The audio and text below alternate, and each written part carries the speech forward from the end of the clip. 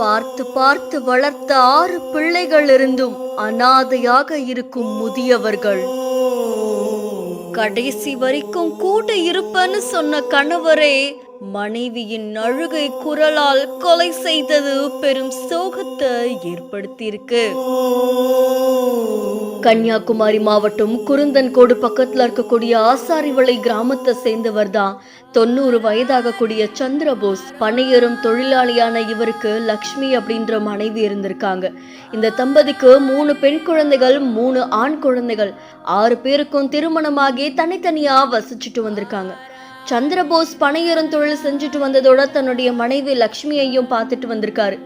மனைவிக்கு உடல்நிலை சரியில்லாததால அவங்க படுத்த படுக்கையானதால அவங்களையும் கவனிச்சுக்கிட்டு வந்திருக்காரு. ஒரு கட்டத்துல சந்திரபோஸாலையுமே வேலைக்கு போக முடியாத நிலைமை. தன்னுடைய மனைவியையும் பராமரிக்க முடியாம ஏக்கத்திலேயே வாழ்ந்துட்டு வந்திருக்காங்க. கடந்த 3 மாசத்துக்கு முன்னாடிதான் அந்த முதியவருக்குமே 2 கண் பார்வையும் சுத்தமா பறி போயிருக்கான். படுத்த படுக்கையா இருக்க மனைவியோடைய உடல் முழுக்க கொப்பளங்கள் ஏற்பட்டு அவங்களுமே தூக்கத்துல அலறி துடிக்க 2 பேருமே அவங்களுடைய வாழ்க்கையை கொடூரமா வாழ்ந்துட்டு வந்திருக்காங்க.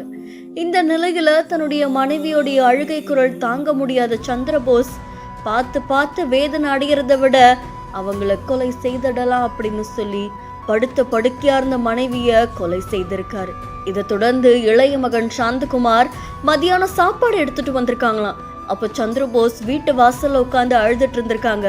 அவரை தாண்டி அவருடைய மகன் உள்ள போய் பார்க்கும் போது அவருடைய தாய் கொடூரமா இறந்து கிடந்ததை பார்த்து அதிர்ச்சி அடைஞ்சிருக்காங்க. உடனே போலீசாருக்கும் தகவல் கொடுத்திருக்காங்க.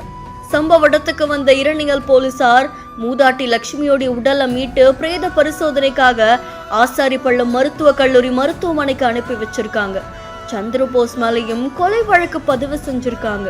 ஆனா வயது மூப்பு காரணமா அவரை சிறைக்கு அனுப்ப முடியாததால இன்னொரு ஆம்புலன்ஸ்ல ஆசாரிப்பள்ளம் மருத்துவக் கல்லூரி மருத்துவமனைக்கு சிகிச்சைக்காக அனுப்பி வச்சிருக்காங்க.